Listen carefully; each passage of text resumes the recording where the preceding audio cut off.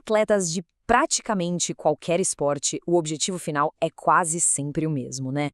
Velocidade, explosão, aquela aceleração que deixa todo mundo para trás. É o que separa a vitória da derrota. Mas a melhor maneira de treinar para isso? Bom, é aí que a conversa fica séria e o grande debate começa. Ok, vamos mergulhar de cabeça nisso. Essa é a pergunta que, olha, bota treinadores e atletas em cantos opostos do ringue há anos. De um lado tem a galera que defende a técnica acima de tudo. Do outro, o pessoal que acredita na sobrecarga máxima. O mais curioso é que todo mundo quer a mesma coisa, mais velocidade. Só que os caminhos que eles propõem são, bem, completamente diferentes. A filosofia do time da técnica é bem direta. Vamos usar cargas levinhas para não estragar a mecânica da corrida. A ideia é que uma forma perfeita é o segredo da velocidade. Já o time da sobrecarga pensa diferente. Eles dizem que para correr rápido é preciso gerar uma força absurda.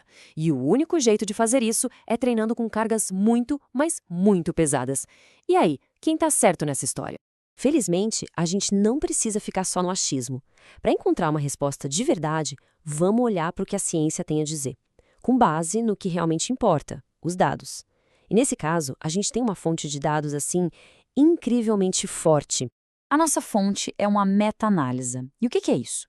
Pensa nela como se fosse o estudo dos estudos. Em vez de olhar um experimento isolado, os cientistas pegam dezenas de estudos sobre o mesmo assunto, juntam todos os resultados e, pronto, tiram uma conclusão geral. É basicamente a forma mais poderosa que a gente tem de conseguir uma resposta clara para uma pergunta. E a escala dessa análise aqui é impressionante. A gente está falando de 49 estudos diferentes que juntos analisaram mais de 1.200 atletas.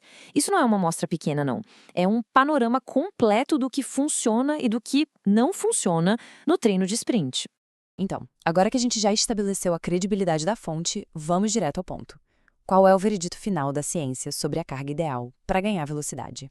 E a resposta é surpreendentemente clara. Dá uma olhada nesse gráfico. A melhora no sprint é boa com cargas leves e moderadas, sim, mas o salto de performance com cargas muito pesadas, nossa, é muito superior. Os dados não deixam dúvida. Para ganhos máximos de velocidade, ir mais pesado foi significativamente melhor. E olha, isso não é uma interpretação nossa, não.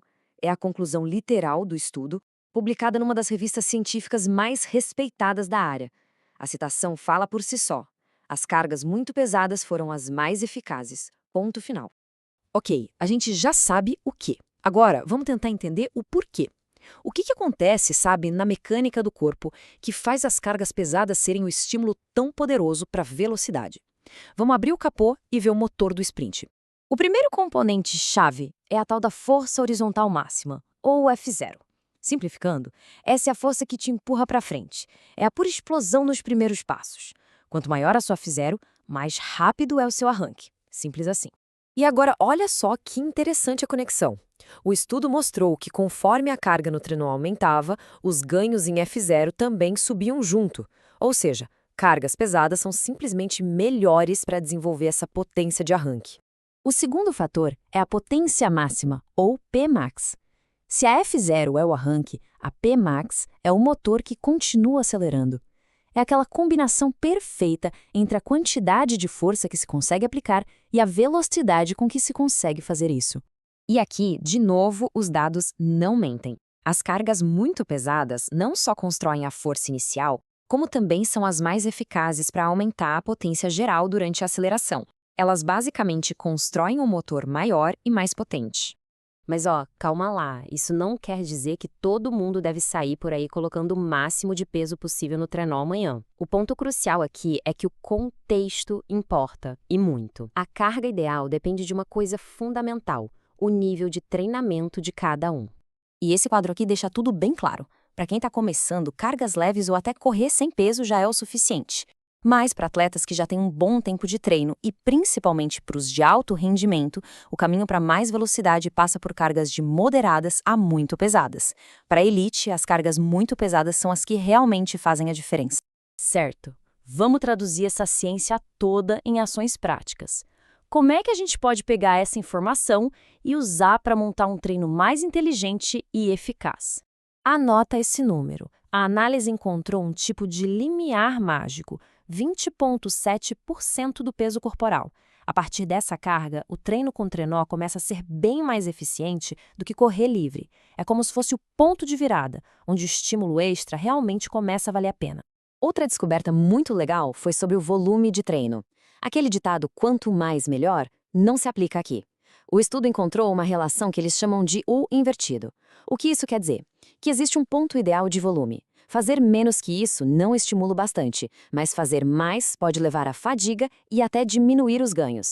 Isso nos leva a uma troca bem interessante. Para conseguir os mesmos resultados, o treino com cargas pesadas precisa de bem menos volume total. Já com as cargas leves, é preciso correr uma distância muito maior para ter um efeito parecido. Então, o treino pesado, além de tudo, pode ser mais eficiente em termos de tempo. Então, vamos juntar todas as peças desse quebra-cabeça e chegar a uma conclusão. O que, no fim das contas, a gente deve levar de mais importante dessa análise toda?